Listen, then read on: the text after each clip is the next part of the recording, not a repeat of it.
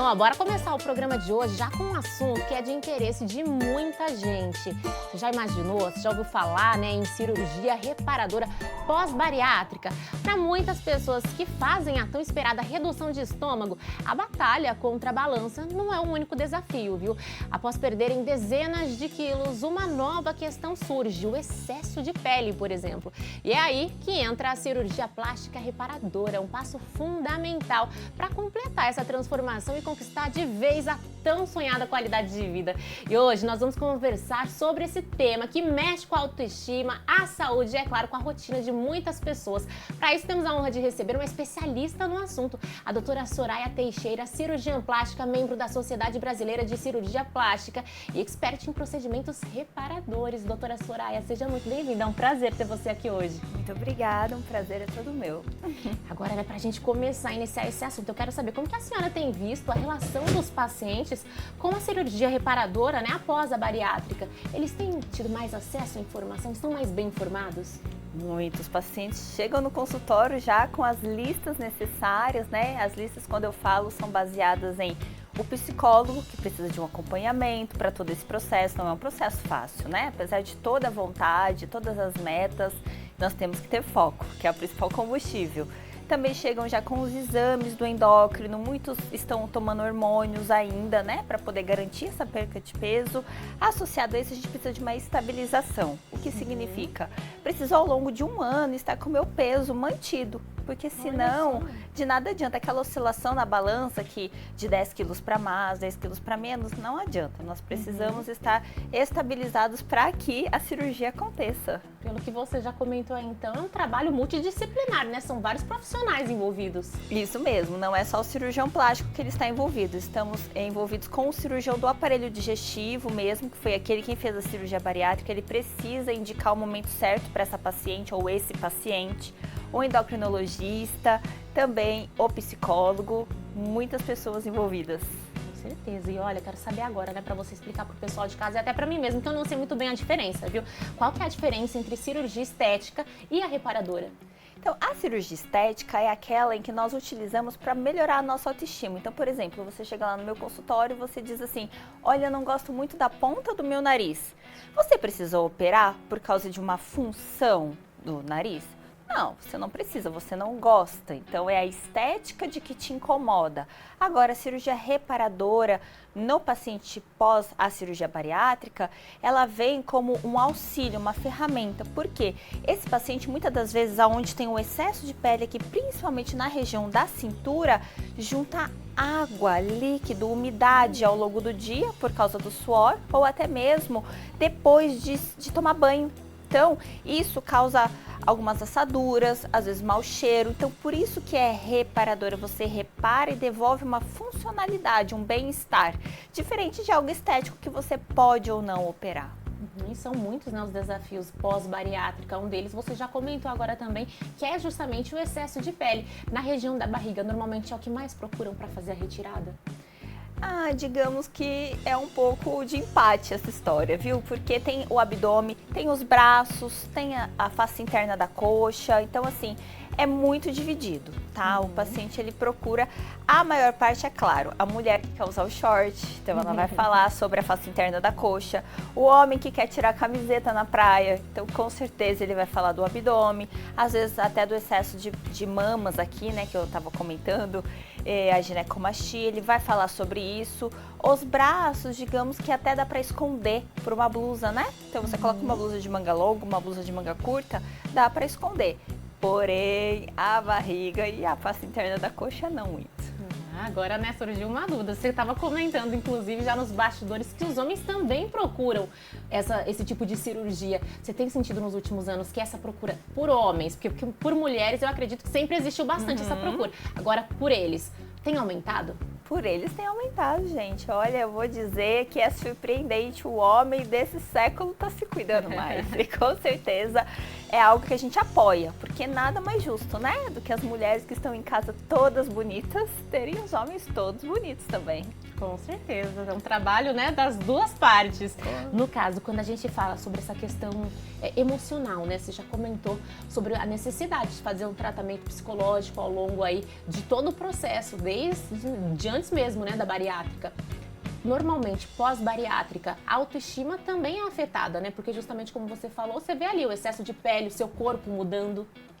Eu acho que é muito de um mix, né? Um mix de emoções, um mix de sentimentos. Porque, veja, tudo é questão de nós modificarmos o nosso pensamento. Imagine o que antes nós gostávamos, né? Então, de tomar um sorvete, comer grandes quantidades de carboidrato, de repente viver ali do fast food, não fazer exercício físico. Hoje, a mudança de pensamento, ela exige, porque não adianta nada você, de repente, tirar metade do seu estômago, promover muitas alterações desabsortivas que nós dizemos. Então, é assim, aquela vitamina que já não é absorvida pela alimentação, precisa de um polivitamínico. Às vezes o ferro precisa também de injeções mensais. Então, como você promove toda essa alteração no metabolismo, nada mais justo que a reeducação do pensamento aconteça com alimentos mais saudáveis, com exercícios físicos. Então, é todo um processo, não é? Com certeza, a mudança também, né, de dentro para fora, inclusive. Quando a gente fala sobre quais os procedimentos, né, mais comuns que você vê que buscam mais dentro dos consultórios, qual você diria que seria? Normalmente, o lifting das coxas, né, da face interna das coxas, a abdominoplastia. Nós temos para esse paciente 2 tipos de abdominoplastia, tanto aquele da incisão única aqui embaixo, que nós chamamos de abdominoplastia clássica, quanto da incisão em âncora, que é aquela em que nós utilizamos a cicatriz reta no meio do abdômen e uma embaixo, fazendo como se fosse o desenho de uma âncora mesmo, utilizadas ali no navio. Então é basicamente esses dois. Mas não podemos deixar de falar sobre a braquioplastia, que é a retirada do excesso de pele nessa região. Também da parte da mama, né, que às vezes cresce um pouco por mais de gordura, então você retira e devolve de novo ali aquele peitoral tão evidente para o homem, que é muito importante. E a região do dorso, nas costas, às vezes embaixo do sutiã, começa a formar um excesso de pele que antes não tinha. Então isso também é muito importante. Olha, realmente tocou num ponto aí que às vezes muitas mulheres ficam assim meio assim, né, quando escutam falar, porque tem justamente essa insegurança na região das costas aqui. Agora falando, né, sobre essa questão ainda dos procedimentos, quando vão procurar, né, essa cirurgia reparadora, normalmente é feito mais de um procedimento? Por exemplo, você comentou agora da abdominoplastia, do lifting, normalmente é uma cirurgia integrada, faz tudo de uma vez? Não fazemos tudo de uma vez, mas claro, isso daí vai de cirurgião para cirurgião. No meu ponto de vista, nós precisamos primar sempre pela segurança desse paciente. E quanto mais tempo cirúrgico, maior é o nível de drogas que nós precisamos utilizar para que a anestesia seja mantida. Logo, eu prefiro fazer algumas associações menores, né? Que seja a mama, que eu até nem comentei, mas às vezes no processo de emagrecimento, nós perdemos a mama, porque muitos dos pacientes não tem somente glândula mamária, tem também gordura. Lembra? A mama ela é formada por certa porcentagem de gordura e de tecido glandular. Portanto, quando você emagrece, tem uma queda, fica somente ali a pele. Muitas mulheres dizem, nossa, ficou tão murchinho, acho que não tem mais nada aqui dentro. Então também nós precisamos operar as mamas. Às vezes dá para associar uma cirurgia de mama com o abdômen. Porém, uma cirurgia de braços com mama, abdômen interno de coxas fica inviável. Primeiro pela recuperação do paciente, invasivo, não é mesmo?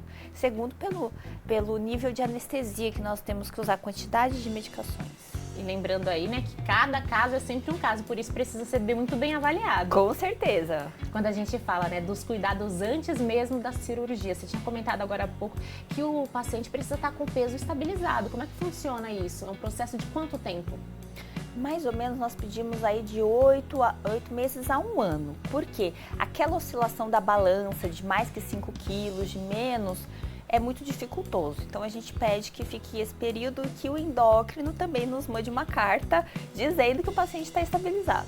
Olha só, então após a cirurgia bariátrica precisa de todo esse período para poder ter essa autorização. Porque o que acontece? A cirurgia bariátrica, como eu te disse, ela é desabsortiva, né? Ela deixa de absorver muitos componentes. Sendo assim, o paciente emagrece muito rápido, mas ainda assim ele continua a emagrecer ao longo do processo. Precisa chegar naquele ponto que se diz: não, agora já cheguei no meu ponto que eu queria e no ponto que o médico quis para mim. Então, com certeza, é essa estabilidade que a gente procura. E esse pós, né, antes mesmo dessa cirurgia, digo, da bariátrica e durante esse processo pós-bariátrica, é muito necessário manter ali uma rotina de atividades físicas, acredito eu, uma boa alimentação, como você já comentou, porque tudo isso faz parte do processo. Exato, nada mais justo, né, gente? Temos um corpo novo, precisamos de uma vida nova, então uma alimentação saudável e os exercícios regulares para poder manter o resultado. Quando a gente fala agora, né, dos cuidados pós-operatórios, quais seriam eles, assim, que você diz é indispensável, independentemente do tipo de procedimento que a gente realizou? Todo e qualquer procedimento necessita de um repouso baseado em ficar em casa. Então, ficar em casa deitada na cama, sentada no sofá, pode caminhar. É muito importante a caminhada. Porém, o que a gente pede é que o paciente não fique o tempo todo deitado. Muita gente confunde o pós-operatório com doença. Não é para ficar deitado, é para se mover, para que o sangue volte, né? Faça o retorno nas pernas. Então, esses cuidados são necessários, além do afastamento do trabalho por pelo menos 3 semanas a 4 semanas, o que totaliza 30 dias. Se for uma paciente que operou as mamas, a gente pede para não dirigir. Se for um paciente que operou o abdômen, nós pedimos para se afastar das atividades físicas, evitar pegar peso, pegar criança. Então, são inúmeras as condições, depende da parte do corpo em que foi operada, mas no geral, o cuidado com as medicações, que são os analgésicos para não ter dor, os anti-inflamatórios e também os antibióticos para evitar que tenha uma infecção nos pontos. E é sempre, né, importante, gosto sempre de reforçar quem está em casa que é importante ter essa orientação médica, mesmo que for para tomar um remedinho ali que é para uma dor que está sentindo. Tem que verificar a causa, né, doutora? Com certeza, porque muitos dos pacientes às vezes chegam lá e dizem assim: porque a minha vizinha me indicou, mas o que serviu para a vizinha não serve para você. Com certeza. Cada caso é um caso, como eu já comentei aqui. Agora falando, né, ainda sobre essa questão da cirurgia mesmo, ela simboliza como se fosse um fechamento de ciclo, né, dando mais liberdade para o paciente, basicamente. Com quanto tempo pós-cirurgia reparadora a pessoa já consegue ver ali o resultado final, tipo, esse é meu novo eu? De 6 meses a 1 ano. Por quê? Tudo é variável. Em questão da qualidade da cicatriz, a coloração varia muito, ela vai mudando ao longo do tempo. E também o edema, né? O inchaço pós-operatório, ele é muito presente nos primeiros 2 a 3 meses. Então, isso dificulta de saber qual é o contorno, qual que é meu contorno corporal novo, como que vai ficar minha barriga. Não dá para saber. Então, a gente fica ali com as drenagens linfáticas, são muito importantes, principalmente nas áreas do abdômen, para diminuir realmente esse inchaço. Nossa, é um processo de fato aí que a pessoa também tem que trabalhar muita paciência. É uma caminhada muito longa, mas vale a pena, viu? Mas não tenho dúvidas disso, né? No caso, a gente ainda está falando, né, sobre essa questão do impacto psicológico. Tem algum caso, né, que você viu assim a transformação? Acredito eu que todos os casos é sempre uma alegria de acompanhar. Exato. Mas algum caso específico que você já viu no consultório e falou: meu Deus.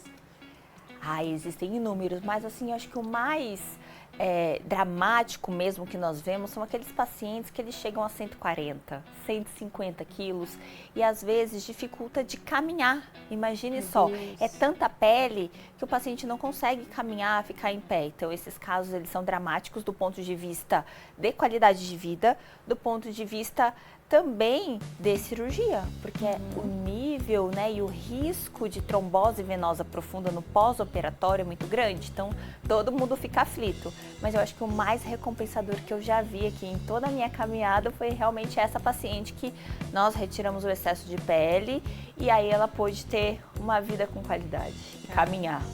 Maravilha, né? Você comentou dos riscos, queria saber justamente, existe alguma contraindicação então, né? Você já falou sobre essa questão de estar excessivamente acima do peso, acredito eu que seja já mórbida, né? Numa situação muito crítica. Existe alguma outra contraindicação? Contraindicação que a gente sempre pede ao paciente tabagista.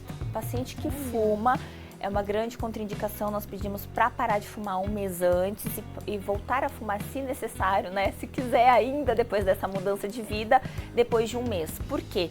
A nicotina, ela afeta completamente a nossa cicatrização e possa ser, eu sempre brinco, né? Falo, nossa, uma barriga tão bonita, de repente vai abrir e vai ficar um buraco ali na região. Então, é nosso inimigo número 1. A diabetes também é o nosso inimigo, não seria uma contraindicação, mas nós precisamos que o endócrino nos auxilie com a questão do controle da glicemia. Dentre outras, né? Tem pacientes também que têm lúpus, que são aí, imunossuprimidos. Então, nós temos diversas patologias que, se o médico do paciente que acompanha liberar, nós fazemos. Nossa, realmente aí, né, tem que ser muito bem avaliado cada caso, como a gente já comentou aqui. Doutora, pra gente ir finalizando, né, queria que você deixasse um recado pra quem tá em casa, né, tá pensando em ir atrás, em mudar de vida, começar mudando os hábitos, né, já é um bom caminho. Exatamente, eu acho que a mudança de hábitos, né, hábitos saudáveis, uma academia, a alimentação saudável é um grande passo. E mantendo o seu foco, coisa que eu sempre digo ao paciente, não perca de vista o seu foco, coloque lá na geladeira uma frase que te ajude, motivacional, de repente a sua foto de como você era antes e como você quer ficar, coloque e todas as vezes que você for abrir a geladeira pensando em um brigadeiro delicioso, você olhe e troque por uma água. Amei, a disciplina é o caminho, né? Obrigada, doutora, pela participação, Muito foi um prazer falar obrigada, com foi você um hoje. prazer estar aqui.